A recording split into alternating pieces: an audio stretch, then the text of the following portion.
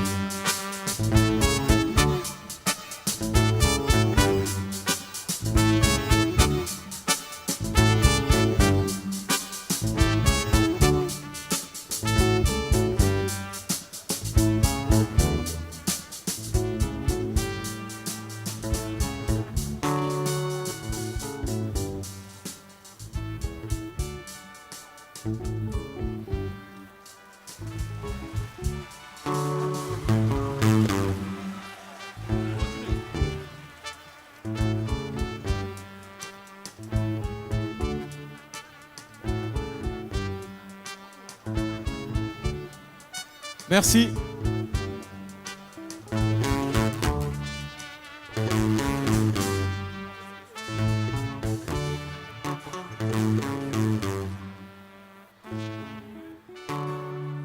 Merci à l'orchestre de l'Institut supérieur de Guinée pour accueillir le président, le chef de l'État. Monsieur le Président, avec votre permission, L'organisation voudrait avoir des pensées pour quelqu'un qui était parmi vous, rappelez-vous, l'année dernière, au FEG 2017. Elle souhaiterait une minute de silence et des pensées pour professeur Touré, s'il vous plaît.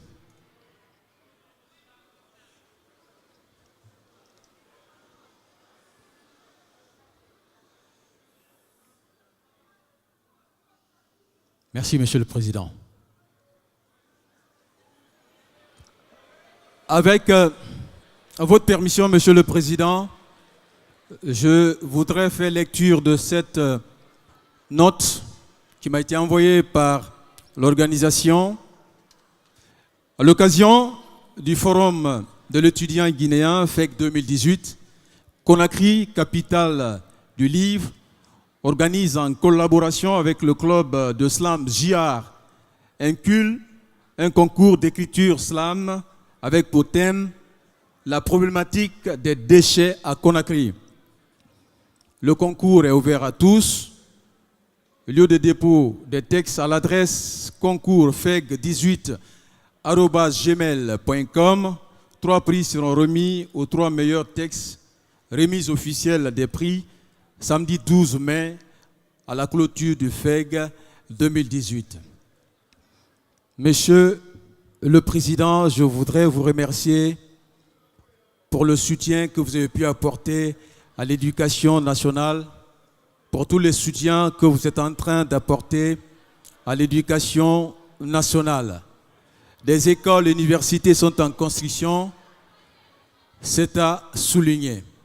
Monsieur le Président, l'année dernière, le FEG a mobilisé plus de 23 000 visiteurs. Cette année, les organisateurs sont gourmands, ils en veulent plus. La barre est placée aux 40 000 visiteurs. Mais je puis vous rassurer que cet objectif sera atteint, car ils sont nombreux, étudiants et élèves qui s'intéressent au FEG, étudiants et parents, mais aussi institutions d'enseignement supérieur, mais aussi entreprises qui ont apporté toute leur contribution, sinon croyance, dans ce projet, le FEG, désormais événement national qui se trouve être le plus grand espace pour étudiants et élèves. Monsieur le Président, je voudrais soumettre à votre appréciation le programme de la cérémonie d'ouverture.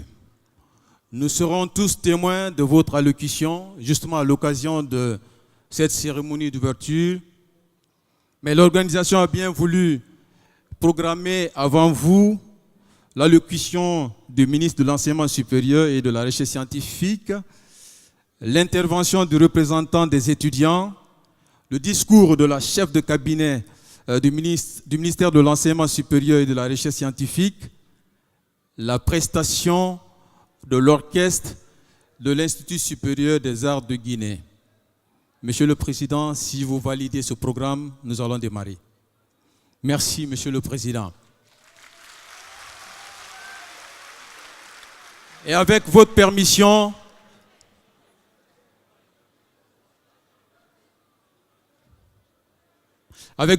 Monsieur le Président, quelques notes de musique. Vous avez devant vous des étudiants, sinon l'orchestre de l'Institut supérieur des arts de Guinée, qui avant vous a révisité notre patrimoine musical. On a écouté Kanté Manfila et à votre arrivée, c'était Bembea Jazz National avec au vocal Demba Camara.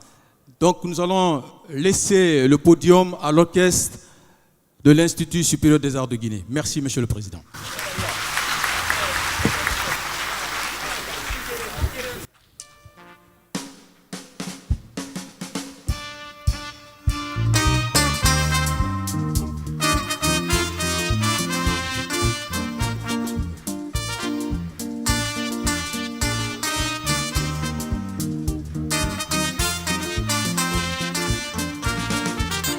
Malo yambo, emalo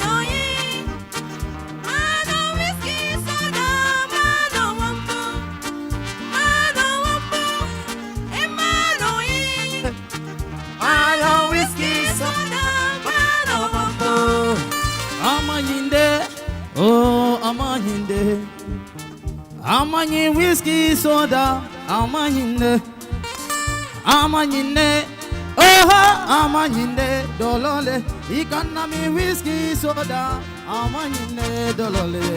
Mano wambo, mano yi, mano whiskey soda, mano wambo, mano yi, mano whiskey soda, mano wambo. Amanyinde, amanyinde, amanyinde, mba for whiskey mani, amanyinde, fe, iba mi akuna ma, iba mi adimini, ha.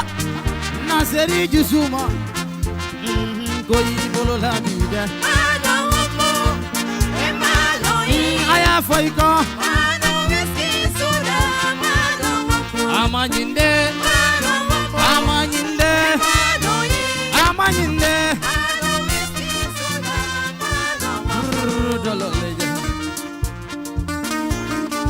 Whiskey soda,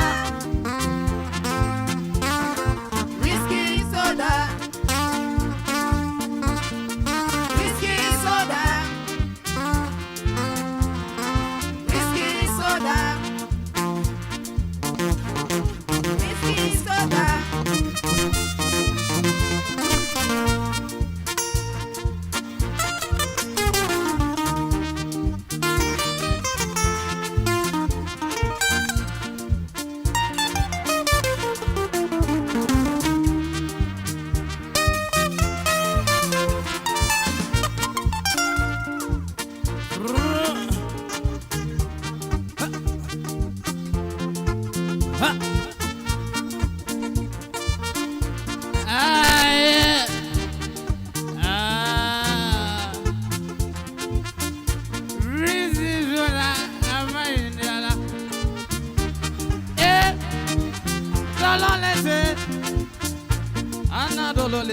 Whiskey Amanyinde dolole.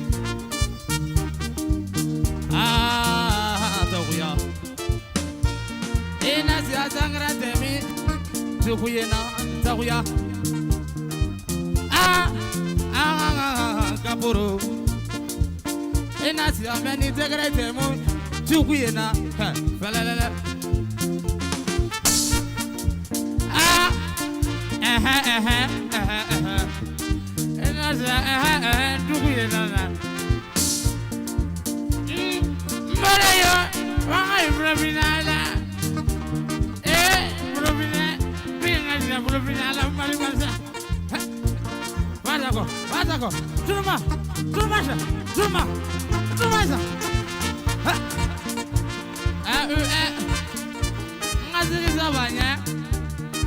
Papa sidi atire ngazili saya ngamazili lama. Papa bakwane ngazili saya ngazili lama ya.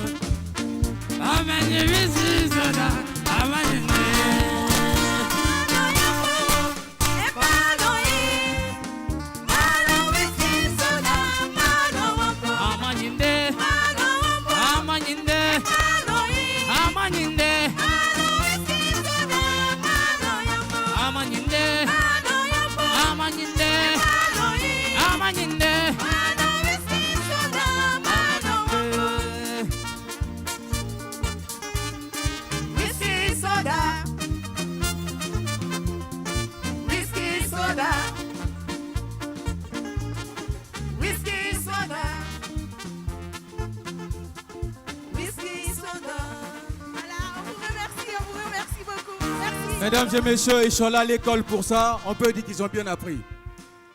Merci, l'orchestre de l'ISAG.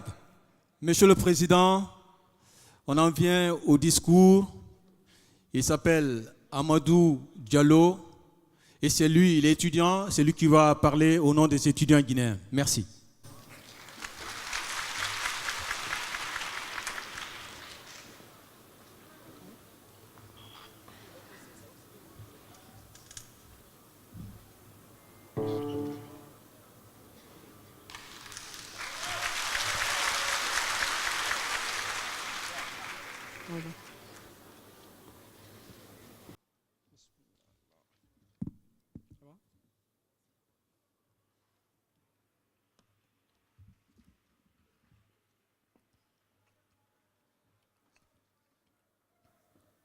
Excellences, Monsieur le Président de la République,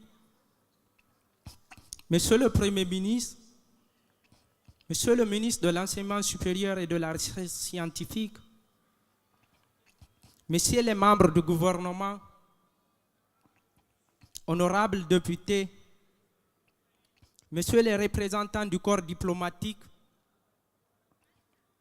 Messieurs les représentants des institutions nationales et internationales,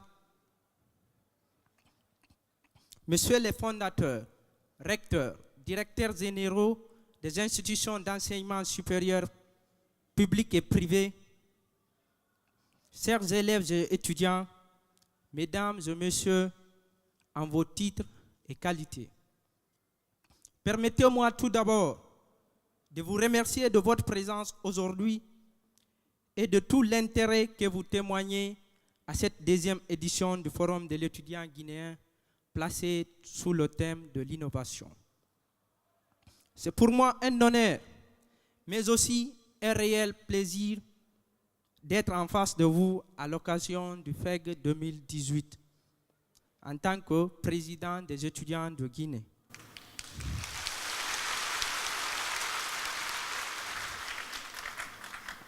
Excellence, Monsieur le Président de la République, permettez-nous de vous remercier et de vous exprimer notre profonde gratitude pour votre leadership et votre attachement à la jeunesse guinéenne. Nous vous remercions. Nous voulons aussi remercier Monsieur le ministre de l'Enseignement supérieur et de la Recherche scientifique, Monsieur Abdoulaye Yero Baldé, pour les réformes engagées afin de rendre l'éducation guinéenne plus performante.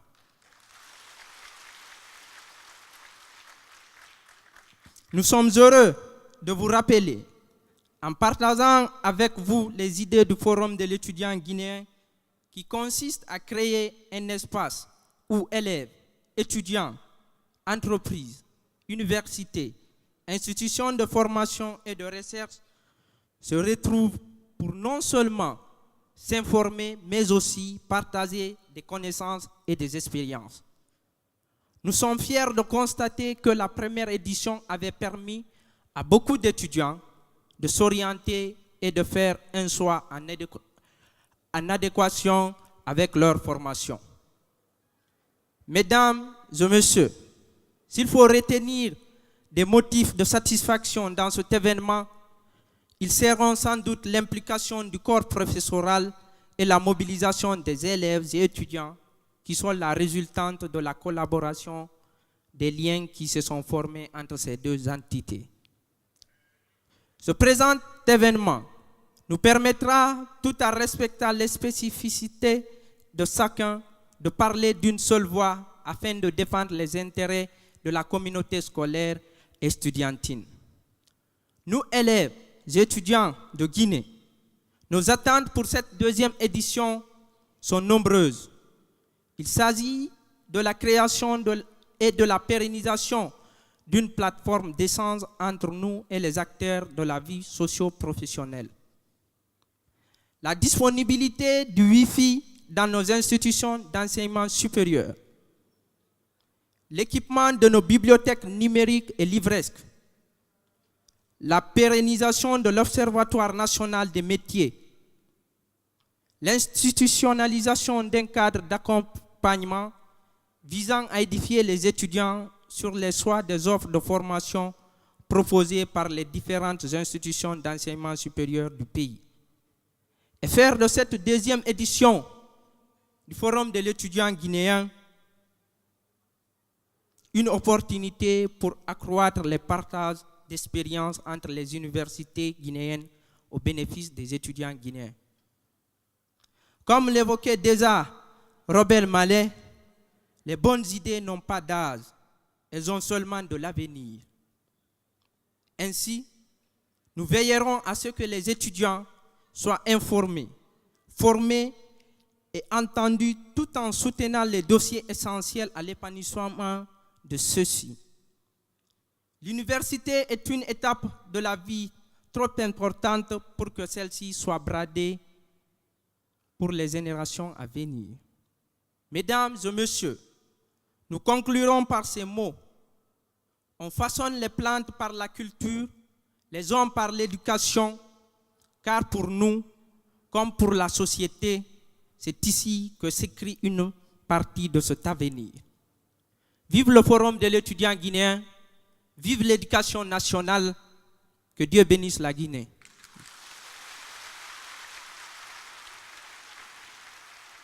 Amadou Diallo, étudiant, a parlé au nom des étudiants guinéens. Avant l'allocution du ministre de l'Enseignement supérieur, Monsieur le Président, nous allons faire projection d'un documentaire de présentation du FEC 2018. Merci.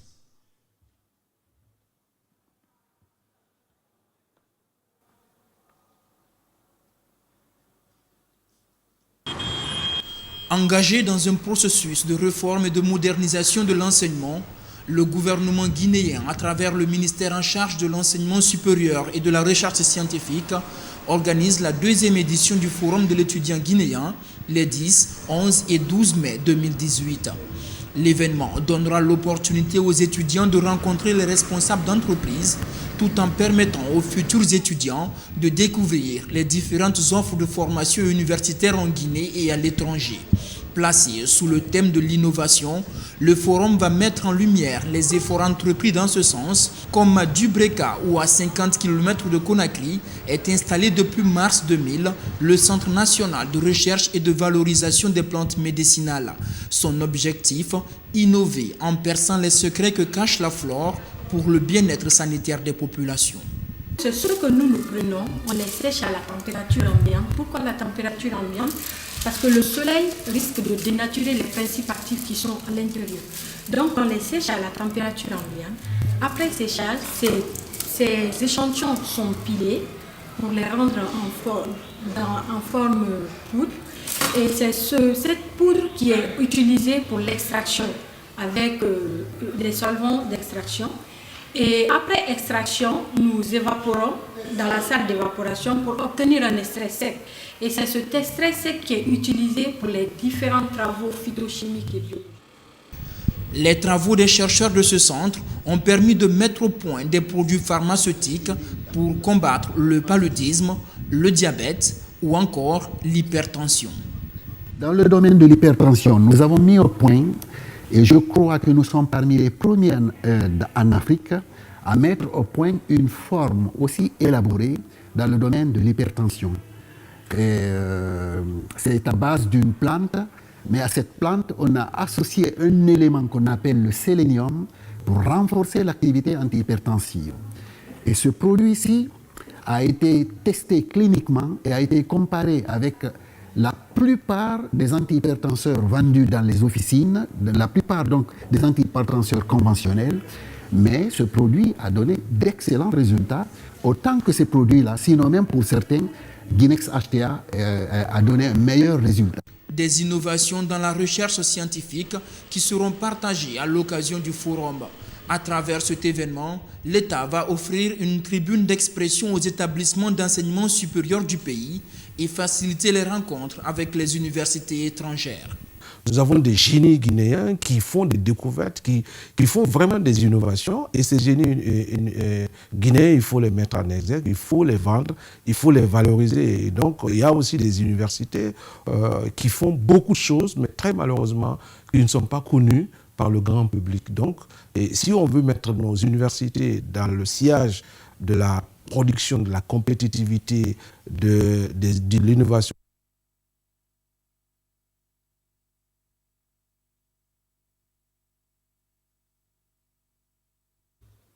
Désolé, nous allons... de l'innovation, je pense qu'un tel forum est toujours le bienvenu. Au niveau de l'université, nous avons une bibliothèque, mais aujourd'hui nous sommes en train d'aller vers la bibliothèque numérique et nous nous sommes déjà engagés pour l'ouverture prochaine pour une bibliothèque numérique de plus de 7000 ouvrages. Donc je pense que ça, c'est une innovation qui va dans le sens de l'amélioration de l'enseignement dans notre pays. Un événement tout aussi attendu par les étudiants guinéens qui vont pouvoir d'une part échanger avec les universités, d'autre part entrer en contact avec les entreprises qui seront représentées. C'est une grande opportunité parce que bientôt nous serons sur le marché d'emploi et nous sommes amenés à connaître les institutions vers lesquelles nous irons pour postuler la recherche d'emploi. Oui, c'est bien évidemment une bonne opportunité. Ces types de rencontres nous permettent d'échanger directement avec les étudiants, de les orienter sur nos besoins. Donc, quelles sont les compétences dont on a besoin, les profils dont on a besoin pour qu'ils puissent s'orienter plus tard vers les universités et aller vers les domaines porteurs. Aujourd'hui, vous savez que dans nos domaines, c'est le digital. L'autre enjeu de ce forum, c'est de permettre aux candidats au baccalauréat de connaître les filières de formation dans les universités et instituts du pays afin d'adapter leurs choix à leurs compétences. C'est une bonne occasion de rencontrer des conseillers en orientation qui vont m'aider à mieux m'orienter après le bac. Généralement, dans les filières scientifiques, il ne faut pas faire l'erreur d'y entrer sans avoir un bon niveau. C'est ce qui accable généralement nos étudiants guinéens. Bon, si on a un conseiller en orientation qui, par rapport à notre niveau, va nous mettre en relation avec une bonne filière, nous aurons un bon emploi ou un bon avenir. Le forum de l'étudiant guinéen dans sa 2e édition.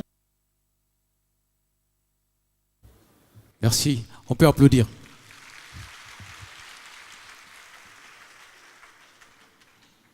On a entendu dans ce documentaire beaucoup d'innovations cette année. Et pour parler de ces innovations et du Forum de l'étudiant 2018, voici l'allocution du ministre de l'Éducation, de l'Enseignement supérieur et de la Recherche scientifique.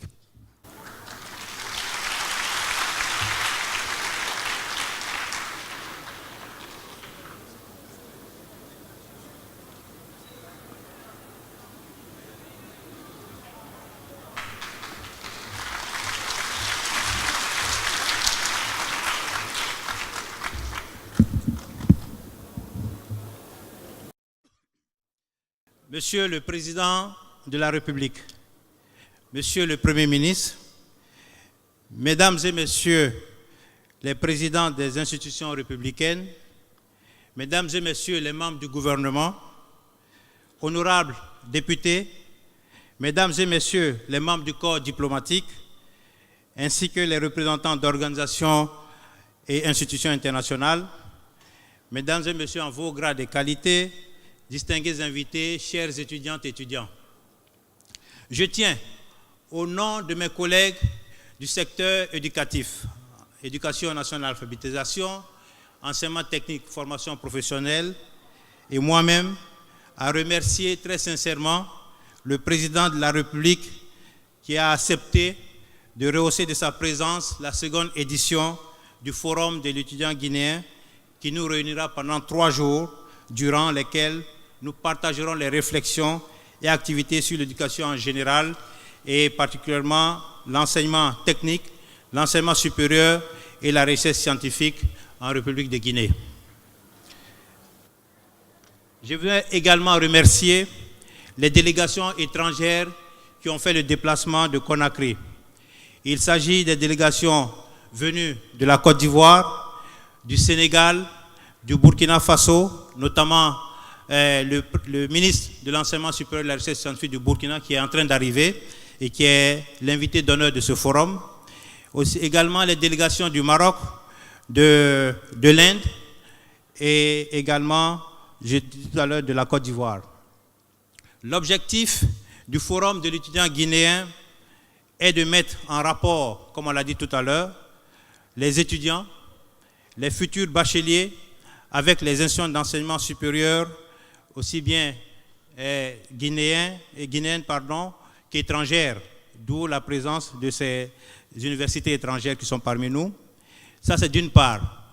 Et d'autre part, les acteurs de la formation, afin d'obtenir les informations sur les programmes, les conditions d'admission et d'orientation, les cursus, les diplômes proposés et les débouchés. Et enfin, c'est de créer le contact direct entre les entreprises, futurs employeurs, les étudiants, les élèves et les jeunes diplômés guinéens. C'est à ce titre d'ailleurs que nous avons invité notre ami Didier Akouete, président, directeur général de AfriSearch, qui est le plus grand cabinet de recrutement sur l'Afrique. Et j'aimerais le remercier pour sa présence.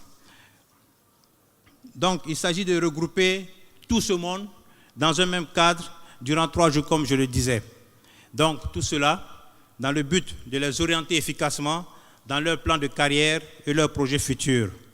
En effet, la qualité de la formation et de l'apprentissage reste notre premier défi à relever et retrouver rapidement et dépasser même le niveau de qualité qui faisait jadis la réputation de notre système éducatif.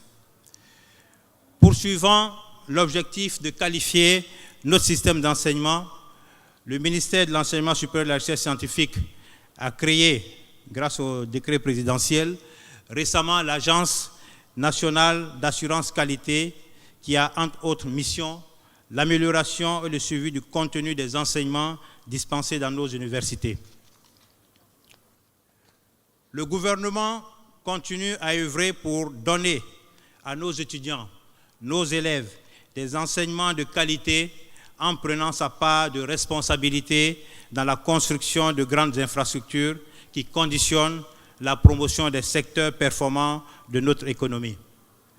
Mon département salue tous les efforts du président de la République visant à renforcer la politique des réformes et des grands travaux d'infrastructures amorcés depuis plusieurs années. Les travaux de rénovation, d'aménagement et les grands investissements entrepris dans nos universités, particulièrement à l'université Gamal Abdel Nasser de Conakry, à l'université de Labé, à l'Institut supérieur agronomique de Farana, à l'Institut supérieur des sciences vétérinaires de Dalaba, à l'Institut supérieur de technologie de Mamou et ailleurs, et bientôt dans un futur proche l'université de Sonfonia, ainsi que la transformation de l'Institut supérieur des mines et de géologie de Bokeh, de la faculté des sciences et techniques de santé en école d'excellence, tous seront poursuivis pour rehausser l'image de l'université guinéenne dans son ensemble. Nos universités doivent s'ouvrir aux autres pour profiter d'énormes opportunités d'échange, d'études. C'est cet impératif qui justifie la conclusion par le ministère de l'Enseignement supérieur et de la Recherche scientifique de plusieurs accords de partenariat et des conventions avec d'autres universités africaines, bien sûr, asiatiques, américaines et européennes. L'une des dernières en date, c'est la signature d'un partenariat avec Polytechnique Paris. Mais nos étudiants ne peuvent tirer pleinement profit de cette coopération que s'ils se familiarisent avec les technologies de l'information. C'est pour moi l'occasion de saluer l'initiative présidentielle qui a permis de doter plusieurs établissements d'enseignement secondaire, technique et supérieur de cyberespace et leur connectivité à l'Internet.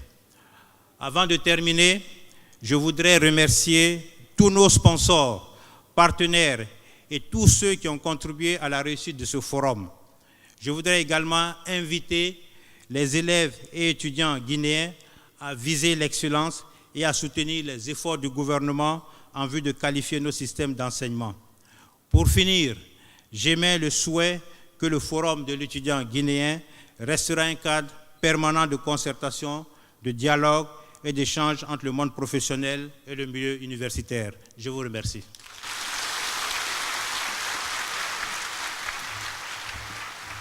Le ministre de l'Enseignement supérieur et de la Recherche scientifique, mesdames et messieurs.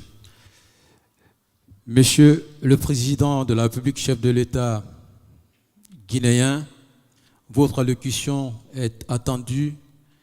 Elle marquera l'ouverture de la cérémonie du FEG 2018. Merci de bien vouloir vous adresser à la salle, mais à travers le FEG, à tous les étudiants. L'événement est suivi en direct sur Facebook. Mesdames et messieurs, l'allocution du président après liberté, l'hymne de la République de Guinée.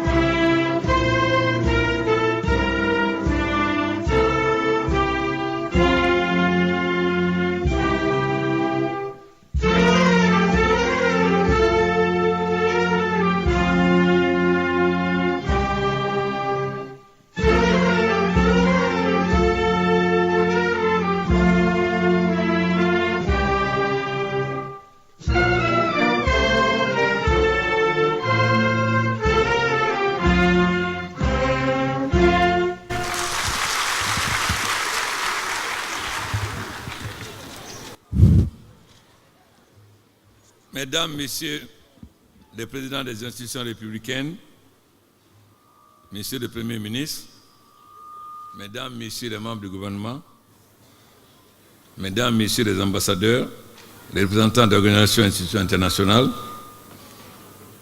Mesdames, Messieurs les invités, chers étudiantes et étudiants, je tiens d'abord à souhaiter la bienvenue à nos amis venus de loin ou de près, l'Inde, le Maroc, le Sénégal, le Burkina et la Côte d'Ivoire. Je dis à nos frères africains qui sont chez eux, et j'espère que le ministre Yoro fera en sorte qu'ils se sentent chez eux. Voilà plusieurs années que nous avons entrepris des réformes structurelles du système éducatif de notre pays. Ces réformes commencent à porter des fruits, mais ce n'est pas encore suffisant. Nous voulons parler de l'université aujourd'hui, mais avant d'arriver à l'université, il faut passer à l'école primaire et au lycée. C'est ce qui conditionne la qualité de l'enseignement supérieur. Nous avons des écoles, l'ENI, plusieurs ENI pour former des instituteurs, et l'ISEC pour former les professeurs de collège et de lycée. La dernière fois, j'ai entendu dire que si le niveau des enseignants au primaire et au secondaire sont mauvais, c'est le gouvernement qui recrute ses amis ou ses amis politiques. Il faut qu'on se dise la vérité aujourd'hui. Le gouvernement n'a jamais recruté ses amis ou ses militants. Comment nous avons nous retrouvé avec des enseignants qui n'ont pas de niveau? Il faut poser la question à la CNTG, à l'USTG.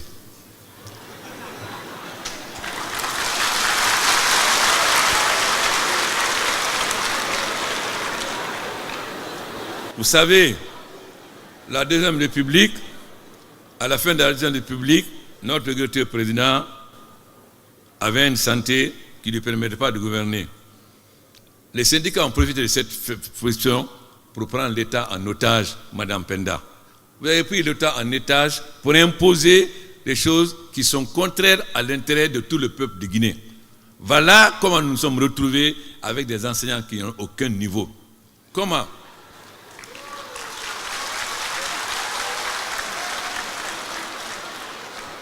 C'est la CNTG et l'USTG qui nous dit qu'il faut recruter tel enseignant. Je vais vous donner deux cas. L'année dernière, nous ont dit de recruter 1600 contractuels qui n'avaient aucun niveau. Je leur ai dit, mais nous venons de mettre en place un comité d'audit avec les enseignants, les syndicats des enseignants, les parents d'élèves et la société civile et les hommes politiques, qui ont montré que les enseignants actuels n'ont pas de niveau. Déjà, ceux qui enseignent n'ont pas de niveau et vous voulez nous faire recruter des gens qui ont encore moins de niveau. Ah, si vous ne faites pas ça, on va en grève. CNTG, USTG. Pas le SLEG, CNTG, USTG. Alors, ça veut dire ils vont en grève et l'enseignement et l'enseignement public et les banques. Voilà comment nous avons été. On a recruté ces jeunes qui n'ont aucun niveau. Je leur ai dit, déjà les enseignants qu'on a n'ont pas de niveau. J'ai commencé en 2011 à être président. Puis j'ai élu en fin 2010.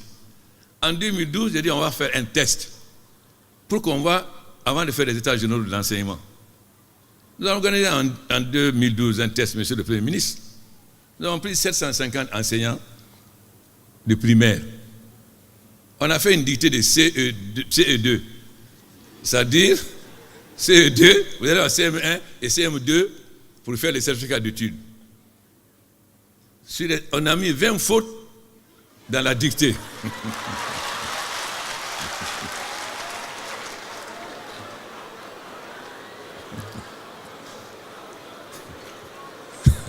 Et sur les 750 enseignants, 75% ont été incapables de trouver ces 20 fautes. Et sur les 75%, 25% ont ajouté des fautes supplémentaires.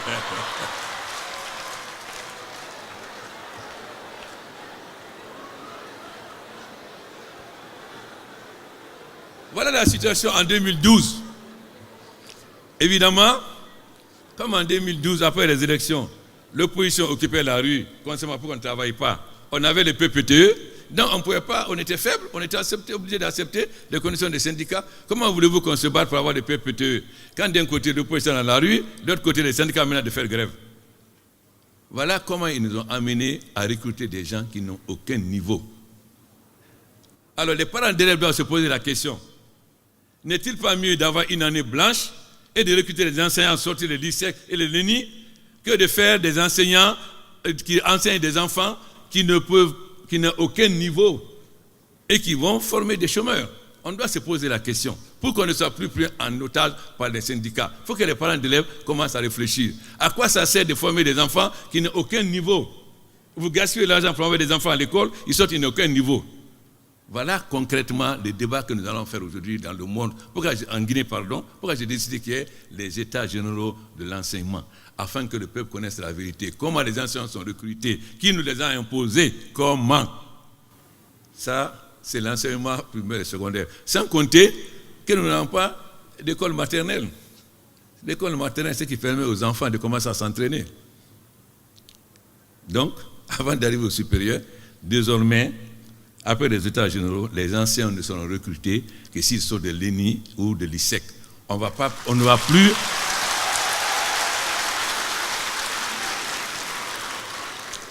va plus nous imposer de recruter des petits chômeurs qui n'ont aucun niveau et qui vont, parce que ça fait plaisir aux syndicats. Voilà. Nous sommes prêts maintenant à ne plus accepter que les syndicats soient un État dans l'État et qu'ils imposent, qu'ils sacrifient l'ensemble du peuple de Guinée pour leurs revendications, en oubliant les fonctionnaires sont combien? Sur 12 millions d'habitants, il y a combien de fonctionnaires? Est-ce qu'on doit prendre en otage le pays et les paysans et les artisans et tous les autres? Et ils ne comptent pas. Alors deuxièmement, nous sommes là pour défendre tout le peuple de Guinée, pas seulement les fonctionnaires ou les enseignants.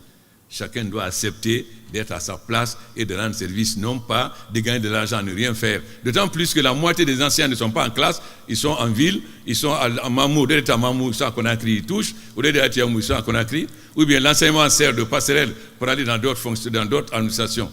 Ils gagnent des avantages des enseignants alors qu'ils ne sont pas à l'école. C'est pourquoi nous sommes en train de faire le recensement biométrique de tous les enseignants. Ensuite, après, on fera un test.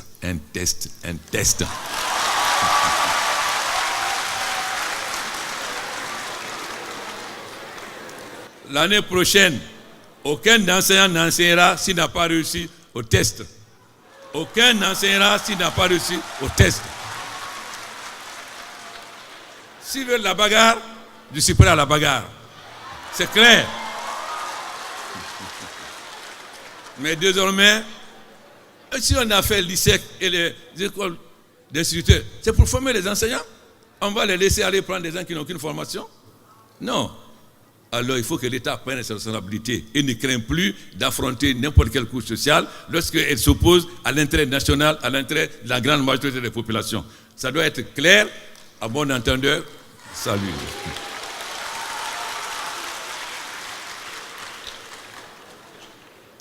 Au niveau de l'enseignement supérieur, nous avons beaucoup d'handicaps. Il faut reconnaître que la Première République a eu à un moment donné une bonne politique qui consiste à envoyer dans les grandes écoles tous les lauréats des écoles, de toutes les écoles de Guinée. Ça nous a permis de former des cadres de haut niveau. Mais on a abandonné cette politique. Aujourd'hui, nous avons des cadres bien formés. Malheureusement, ils sont à l'âge de la retraite, ils ont été formés par la Première République. En dehors de cela, nous n'avons pas beaucoup de cadres. Le grand problème de la Guinée aujourd'hui, c'est le problème des ressources humaines. Les ressources humaines. C'est ça notre grande faiblesse. D'où la nécessité d'avoir des universités performantes. Il est fondamental que nous qualifions mieux nos universités afin de pallier à ces instances de ressources humaines. Heureusement, deux choses nous sauvent aujourd'hui. D'abord, nous avons beaucoup de cadres guinéens à l'extérieur qui ont une bonne formation, qui acceptent de rentrer aujourd'hui, même s'ils touchent moins qu'ils touchent à l'extérieur. Et aussi maintenant, il y a les nouvelles technologies. Mais le gouvernement doit prendre ses responsabilités. Vous avez entendu parler tout à l'heure, votre représentant, parler d'orientation. L'orientation doit se faire de deux façons. D'abord avec les conseillers qui expliquent aux étudiants comment s'orienter, mais aussi l'affectation obligatoire. C'est-à-dire, une fois qu'on a expliqué, si les gens ne comprennent pas, alors on doit les affecter obligatoirement parce que dans l'économie guinéenne, nous avons besoin de quoi? Nous avons besoin des ingénieurs agronomes parce que la Guinée, la richesse de la Guinée, c'est l'agriculture. Donc, il faut qu'on forme le maximum de cadres dans l'agriculture et dans l'agro-industrie. La Guinée est un grand pays minier. Il faut qu'on forme des cadres dans le secteur minier. La Guinée est un grand pays de barrages, d'électricité. Donc, il faut qu'on forme des cadres dans le domaine de l'énergie. Bien sûr, on a besoin de professeurs de lettres et de droit, mais encore ça sert de former 100 professeurs de droit quand on a besoin de 10. Et de former 10 ingénieurs en énergie ou en mine quand on a besoin de 100. Donc, il faut dans un premier temps, conseil, éducation. Dans un deuxième temps, orientation obligatoire. Il faut que l'État prenne le courage de ne pas avoir peur des étudiants et de les obliger à être orientés en fonction des intérêts du pays. Parce que ça ne sert à rien de former des étudiants qui vont sortir être chômeurs. Alors que dans d'autres secteurs dont nous avons besoin, on n'a pas d'étudiants. Donc, dans un premier temps, pédagogie, explication. Si ceux qui ne seront pas et n'accepteront pas cela, alors on les oriente en fonction de leurs capacités, en fonction des moyens qu'ils ont. S'ils sont forts en physique ou en chimie, on sait. Si on les oriente en fonction de cela. En dehors de cela, maintenant, tous les étudiants doivent suivre des cours d'informatique et d'anglais. Je suis désolé. Je suis désolé, mon cher ami ambassadeur de France, mais je suis obligé de le dire. Parce qu'aujourd'hui, les nouvelles technologies... Aujourd'hui, les nouvelles technologies, aujourd'hui, tout le monde ne parle pas anglais. Vous savez, j'ai fait des remarques à mes amis à Davos. J'ai dit, mais vous nous dites de défendre la francophonie. Mais vous venez à Davos, vous parlez en anglais. Comment voulez-vous défendre la francophonie?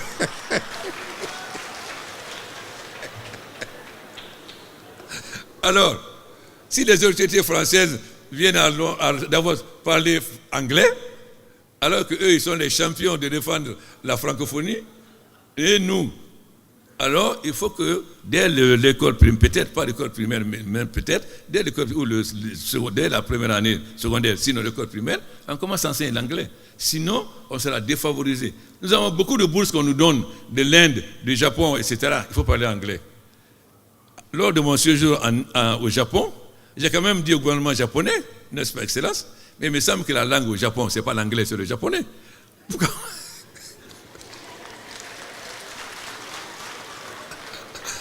Et pourquoi vous nous obligez à n'envoyer que des étudiants qui parlent anglais? Bon, voilà donc notre handicap. On a beaucoup de bourses, mais voilà l'handicap. On a eu beaucoup de bourses de Corée du Sud, de Thaïlande, etc. Mais ils demandent tous d'envoyer des gens qui parlent anglais. Donc, il faut qu'on ait le courage de reformer notre système d'enseignement. L'enseignement doit être lié à l'économie. À ce moment, les gens qui sortent ne sont pas chômeurs et notre économie a des cadres dont elle a besoin s'ils sont formés. Et deuxièmement, aujourd'hui, évidemment, nous sommes en train de construire des universités. C'est bien, mais ça ne suffit pas. Parce qu'il faut doter ces universités de moyens qui permettent aux étudiants d'avoir accès réellement à la 4e révolution industrielle. Je suis heureux que nous ayons demandé au président Sissi qu'en faisant la rénovation des anciens bâtiments de Gamal, qu'il dote de toutes les structures modernes, c'est-à-dire les câbles et tout, etc., qui permettent à ces bâtiments d'être équipés comme les nouveaux bâtiments, afin que les étudiants qui sont dans ces bâtiments puissent avoir à la nouvelle technologie, c'est-à-dire au VSAT, etc. Parce que dans le monde d'aujourd'hui, on n'a pas besoin d'avoir une bibliothèque avec 100 000 livres. On a besoin de quelques livres, puisque à travers les nouvelles technologies, on peut avoir des livres dans n'importe quelle bibliothèque. Aujourd'hui, l'université d'Alexandrie a signé un accord avec Gamal pour que les étudiants de Gamal puissent avoir accès à tous les ouvrages qui sont à l'université d'Alexandrie. Et si vous voyez par exemple l'hôpital d'Onka, les étudiants en médecine n'auront plus besoin d'aller s'arrêter derrière le chirurgien pour suivre, ils seront chez eux et ils suivront sur l'écran comment le chirurgien opère. Donc ils n'ont plus besoin, et il y a beaucoup plus d'étudiants qui pourront suivre. Mais aussi, si notre médecin, à un moment donné, est calé, il peut se faire assister par un professeur à Paris, aux États-Unis, au Japon ou en Chine, qui va lui dire comment guider afin qu'il puisse opérer. Voilà donc ce qui fait que notre retard peut être aujourd'hui notre chance. Parce que si notre retard, nous sommes en retard par rapport au Sénégal, la Côte d'Ivoire, etc., mais cet retard peut être notre chance pour les dépasser, c'est-à-dire aller vers les technologies les plus modernes, faire en sorte qu'aujourd'hui, c'est nous qui envoyons des malades au Sénégal et en Côte d'Ivoire. Je leur dis qu'à partir de 2019, c'est eux qui enverront des malades en Guinée, parce que nous aurons eu... Tout simplement parce qu'étant les derniers venus, nous avons la chance d'utiliser les technologies les plus avancées, les plus modernes. Voilà donc la chance que nous avons aujourd'hui. Mais cette chance, elle ne tombe pas du ciel. Il faut que nous ayons la capacité de donner le moyen à nos étudiants. D'abord, nous sommes en train de faire 4000 de fibres optiques. C'est bien. Le ministre est très content. Mais j'ai vu le Rwanda. Le Rwanda a déjà 4000 km de fibres optiques. Le Rwanda, je crois, ça fait à peu près 20 000 ou 30 000 km², je crois. Et la Guinée fait 240 000 km². Alors donc, si on était fait de 4 000 km², si on se compare au Rwanda, ça veut dire qu'on a encore beaucoup à faire. Mais au moins, les 4 000 km² qui sont d'autoroute et les transferts qu'on va faire vont permettre aux Guinéens, jeunes Guinéens, n'importe où il est sur le trottoir guinéen, à Yomu, à Mandiana, à Tougué, à Luluma, ou je sais pas, etc., d'avoir accès à l'Internet. Ce qui va lui permettre d'avoir les mêmes avantages que les jeunes qui sont à Conakry et qui va casser l'exode rural, qui fait que les gens viennent envahir les banlieues de Conakry, ils sont chômeurs et ça devrait de banditisme, trafic de drogue et tout ce que vous voulez. Donc, avec la fibre optique, nous sommes aujourd'hui en mesure de permettre aux étudiants et aux élèves, même aux l'école primaire, d'avoir accès aux nouvelles technologies. Cela est extrêmement important pour nous permettre d'avancer. Ensuite, évidemment, dans des domaines où notre économie est la plus forte, comme les mines, il est extrêmement important que nous ayons non seulement des écoles d'excellence, mais des écoles sous-régionales, c'est-à-dire que l'université de Bokeh soit transformée en université sous-régionale qui permette aux autres pays d'envoyer des étudiants ici. Je suis heureux et je félicite nos amis chinois, puisque la province de Chongqing est là, ils sont partis à Bokeh, ils vont nous accompagner pour pouvoir en faire non seulement le jumelage, mais pouvoir transformer l'université des mines de Bokeh en université régionale qui peut permettre à nos amis. Bien sûr, les amis sénégalais ont eu l'avantage, pendant la période coloniale, la France a fait William Ponty et autres pour nos pays, donc nous avons été désavantagés.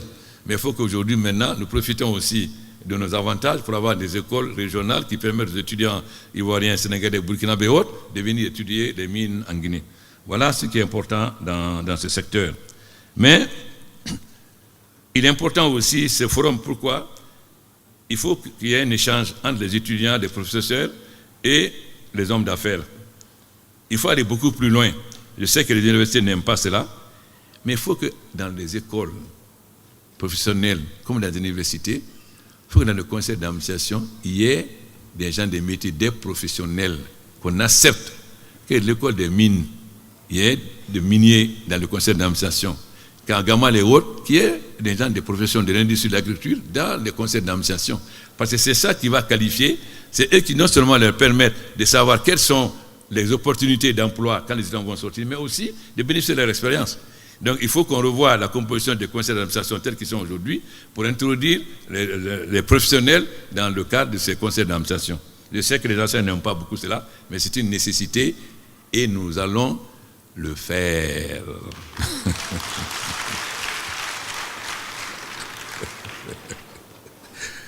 Voilà donc ce que je voulais vous dire et encourager ces forums d'échange. Notre ambition est de faire aujourd'hui que l'éducation, l'enseignement guinéen soit un modèle dans la sous-région. Pas parce qu'on est meilleur que les autres, mais parce que notre retard nous permet, en allant vers les technologies les plus avancées, de dépasser les autres. Et parce que c'est notre retard, puisque c'est comme si vous avez, en France par exemple, les maisons avec l'amiante. Bon, aujourd'hui vous êtes obligé de vous battre pour enlever l'amiante, parce que c'est mauvais pour la santé. Nous qui venons, nous savons cela. Donc, nous faisons des maisons où il n'y a pas d'amiante. Ou bien le Japon, où il y a des tremblements de terre, donc vous faites des maisons qui tombent. Aujourd'hui, avec les nouvelles technologies, nous pouvons faire des maisons qui résistent aux tremblements de terre. Donc, ce n'est pas parce que nous avons plus de mérite que les autres, mais c'est parce que notre retard, qui était un handicap, peut nous permettre aujourd'hui d'être les plus avancés à cause des nouvelles technologies et de l'avancée de la science. Voilà ce qui est important. J'explique bien, parce que les Guinéens ont le nationalisme étroit. Ils vont dire maintenant, le président a dit qu'on est meilleur que les autres. C'est pas ce que j'ai dit, hein. Vous voyez, par exemple, nous avons la journée des paysans à 0,12 et 13. J'ai vu dans le programme échange d'expériences, etc. J'ai demandé, mais vous avez invité les Marocains, vous avez invité les Français, vous avez invité les Ivoiriens, vous avez invité les Ghanéens, les Camerounais. Vous allez faire échange d'expérience avec qui? Avec qui? Entre Guinéens? Et ça, c'est échange d'expérience. Voilà le nationalisme étroit des Guinéens. Voilà le nationalisme étroit. Quand on veut faire échange d'expérience, on fait avec les autres pour bénéficier de leur expérience. Non pas croire que sur notre nombril, croire qu'on est les meilleurs en tout, donc on va être entre nous, on va faire échange d'expérience. Non. Donc je suis heureux que vous ayez fait venir nos frères d'autres pays, surtout des gens qui viennent de l'Inde, etc., du Maroc, pour échanger d'expérience avec eux. C'est ça qui va nous enrichir. Kemisti, le premier ministre des Affaires étrangères de l'Algérie, M. Bembela, disait « Enrichissons-nous de nos différences ». Donc ces différences doivent nous servir à nous enrichir. C'est pourquoi, chaque fois que nous devons organiser de tels événements, nous devons faire participer nos amis des autres pays, afin qu'ils viennent nous bénéficier de leur expérience, mais eux aussi qu'ils tirent les bénéfices de ce que nous faisons en Guinée aujourd'hui. Donc, il faut que nous soyons ouverts, fiers, mais ouverts et modestes. Ce que je dis aux étudiants, nous sommes décidés à mettre à la disposition des étudiants toutes les conditions pour que l'éducation en Guinée soit parmi les meilleures dans le monde. En dehors de ce que nous allons faire, dans l'accord stratégique avec la Chine, nous avons la condition de 4 grandes universités, les Symphonia, l'ABI, notre université, l'ABI, Cancan, Zéro-Corée. Un autre de notre point faible aussi, c'était l'enseignement professionnel. Parce que tout le monde ne va pas à l'université. Mais là aussi, on était très en retard. Grâce à nos amis marocains qui sont venus faire l'audit de notre enseignement professionnel. Il serait bon d'ailleurs qu'on diffuse davantage, qu'on diffuse le résultat de cet audit pour que les Guinéens voient réellement à quel niveau était leur enseignement professionnel. C'est important que les gens connaissent la vérité. Mais les Marocains ne sont pas arrêtés là. Ils nous ont accompagnés pour transformer notre enseignement professionnel. Aujourd'hui, notre enseignement professionnel sera parmi les plus performants. Mais si ça reste entre nous, on peut dire, comme notre peuple, la majorité, n'a pas été à l'école des Blancs, en français ou anglais, sont en langue, donc ils vont être trompés. Mais il faut qu'ils sachent exactement où nous étions et où nous sommes aujourd'hui. Alors, c'est facile quand j'entends dire, oui, il n'a pas consenti l'université. Mais moi, j'ai été là en 2011. Fin 2010, le gouvernement a été formé en 2011. Mais en 2011-2012, le policier était tout le temps dans la rue. Malgré ça, on a eu le PPTE. Ensuite, on a eu le Bola pendant 2 ans. Tout le monde sait ce que le Bola a fait à notre économie. Mais malgré cela, nous devons encore avoir les réalisations qui ont été faites sur la trésor publique. Ça se passe commentaire devant le peuple. Voilà la réalité qu'on ne montre pas aux étudiants. On dit, vous voyez, on n'a pas construit. Mais Gamal a été construit quand? Les universités ont été construites quand? Pourquoi? Si les gouvernements passés avaient fait des choses, nous, si on vient, on fait d'autres. On ne va pas faire ce que les autres n'ont pas fait. Hein? Bon, j'ai dit au président Macky, vous êtes content que Wade ait fait l'autoroute? Parce qu'avant, pour aller pour sortir de Dakar, c'était la Corée de la Bannière. C'est bien aujourd'hui qu'il y ait le nouvel aéroport. C'est bien qu'Alassane ait 2 millions de cacao ou de café, etc. Mais ça a été fait avant. Et nous, de quoi on a hérité en Guinée en 2011? De quoi nous avons hérité? Voilà la vérité qu'il faut dire aussi aux gens. Qu'on ne parle pas comme ça, sans savoir d'où nous venons. Quand un étranger venait ici, il faisait une nuit, il partait. Vous passez une nuit au Novotel, le lendemain vous partez. Tout le monde sait cela. Donc, il faut qu'on ne mente pas à la jeunesse. Il faut que la jeunesse connaisse son histoire. Malheureusement, les jeunes Guinéens ne sont pas curieux. Ils ne cherchent pas à savoir quelle est l'histoire de notre pays. Qu'est-ce qui s'est passé pendant des années? Pendant la période coloniale, après la période coloniale, qu'est-ce qui s'est passé? Parce que l'histoire d'un peuple a tous des aspects positifs et négatifs. Parce que c'est l'expérience du peuple. Et je n'ai jamais négatif à 100%. Bien sûr, nous avons combattu la colonisation, ça nous a fait s'ouvrir. Mais la colonisation a eu des aspects positifs, il n'y a pas que des aspects négatifs.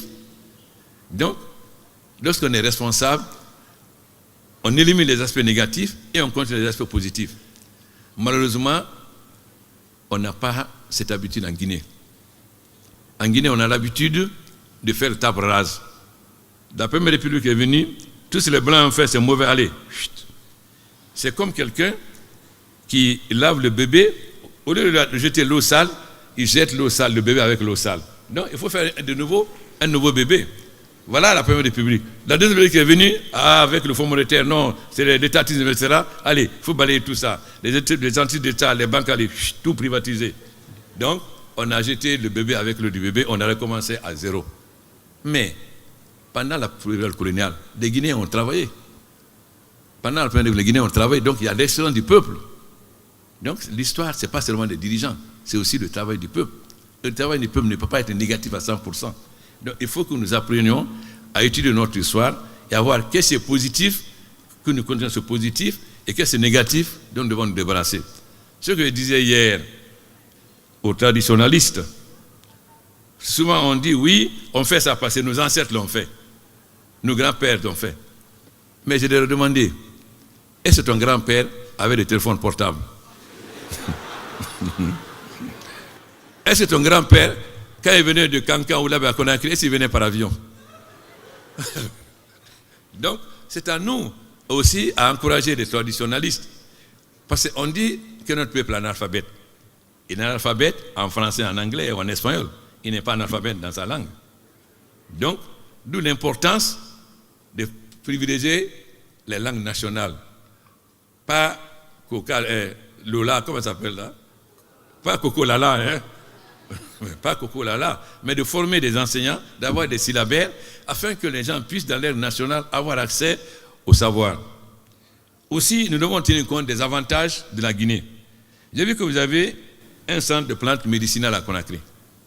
Mais est-ce qu'il n'est pas mieux d'avoir ce centre à Massanta, ou à Forêt des Yamas, on a toutes ces plantes médicinales? Est-ce à Conakry ou c'est à Massanta? Il faut réfléchir, monsieur le ministre de l'Enseignement supérieur. Il faut tenir compte des avantages dans un pays, voir concrètement quelle université doit être où. Je suis content que vous ayez certains à Tolo ou à Farana, mais il faut voir aussi quels sont les avantages. Ensuite, à quoi ça sert que nos chercheurs fassent des recherches dans la médecine si nos hôpitaux n'utilisent pas ce qu'ils découvrent? Et surtout, si les gens qui trouvent n'ont pas de brevet. J'ai expliqué aux traditionnalistes hier que la force de la médecine chinoise, c'est d'allier la médecine traditionnelle avec la médecine moderne. En Afrique, nous avons de très bonnes connaissances en médecine pour soigner. Mais comme la personne qui soigne, c'est son gagne-pain, en Europe, aux États-Unis, en Chine, partout, quand vous développez quelque chose, vous avez le brevet. Donc le brevet vous permet d'avoir accès à une rémunération et de transmettre à vos enfants, parce que vous avez le brevet. Mais ici, celui qui connaît en médecine traditionnelle, il est obligé d'en faire quelque chose d'ésotérique, de mystérieux. Parce que si c'était breveté pour le transmettre, donc il connaît la plante qui va guérir, vous allez chercher. Mais il va vous dire non, il faut que ça soit à 1h du matin, au clair de lune, etc., pour aller chez lui. Pourquoi? Parce qu'il en fait un mystère. Parce que c'est son gagne-pain. S'il le découvre, il n'a plus rien. Par contre, si c'était breveté, il n'en a pas fait. Voilà pourquoi nous devons nous appuyer sur les traditionnalistes pour les aider à ce que leurs connaissances soient transformées en brevet, pour que ceux qui connaissent en médecine viennent renforcer notre système de santé. Mais faudrait-il qu'on n'ait pas de complexe? Je viens de voir qu'ils font des médicaments contre le paludisme. Mais les médecins, qu'est-ce qu'ils prescrivent à l'hôpital? Je n'ai jamais vu des médecins guinéens prescrire les médicaments fabriqués contre le paludisme. Alors comment voulez-vous les encourager à faire le paludisme si nous avons le complexe des médicaments qui sont faits en Europe, en Asie, aux États-Unis? Non. Il faut donc un changement total de mentalité. Perdre ce complexe de l'Occident ou de l'Orient, avoir confiance en nous-mêmes et en nos capacités. Cela veut dire que nous devons utiliser ce que nous produisons. Alors, évidemment, si je parle des révolutions culturelles, on va dire encore la Première République, mais les Guinéens ont besoin d'une véritable révolution culturelle. Ce n'est pas parce que le docteur a parlé de ça que ce n'est pas vrai. Nous avons besoin de changer complètement notre mentalité. Ce qui est valable pour la Guinée est valable pour nos amis du Burkina, du Sénégal, de Côte d'Ivoire. C'est valable pour tous les pays africains aujourd'hui. Donc nous devons avoir confiance en nous-mêmes, confiance en nos capacités, confiance à ce que nous réalisons. Consommer ce que nous produisons et produire ce que nous consommons. Voilà ce qui doit avoir en Afrique. Donc je souhaite bonne chance à votre forum et j'espère que ça va être un véritable échange entre nos frères venus des autres pays, mais aussi avec les partenaires des hommes d'affaires, afin que les étudiants connaissent quelles sont les possibilités qu'ils ont pour sortir de l'université et ne pas être chômeurs, mais être sûrs que quand ils vont sortir de l'université, ils vont trouver du travail et être utiles au pays. Mais aussi, il faut qu'ils soient studieux, parce qu'il ne s'agit pas qu'on mette des moyens à disposition des étudiants, il faut aussi qu'ils aient le courage d'étudier. Mais s'ils passent leur temps à fumer ou à prendre la drogue ou à aller dans les bars, etc., évidemment, ça ne sert à rien de mettre des moyens à leur disposition. Il y a ce que l'État fait, mais il y a des devoirs des étudiants. C'est-à-dire, leur devoir, c'est d'étudier, d'être besogneux, d'être studieux. À ce moment-là, nous aurons des étudiants réellement dont la Guinée a besoin, dont l'Afrique a besoin. Sur ce, je déclare ouvert votre deuxième forum.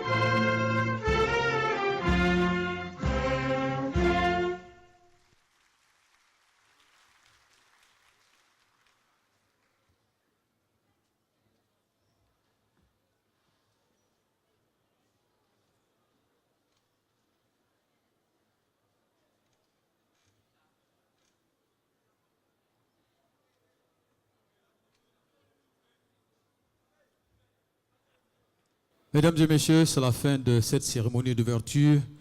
Le FEG se poursuit. Merci à tous. À demain.